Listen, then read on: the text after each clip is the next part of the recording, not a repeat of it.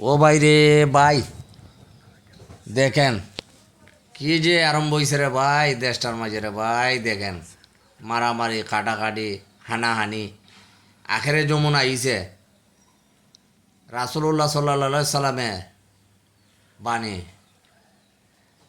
কইয়া গেছলা। দেখবেন কেউর কথা কেউ শুনবে না, কেউর প্রতি কেউর দরদ লাগবে না।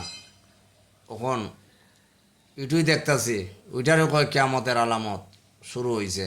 আগে তোরে ভাই এই ধরনের আসিল না। দেখেন তো আপনারা দেখেন, বেটা বেডি মিল্লা কি যে আরম্ভ হয়েছে দেখেন।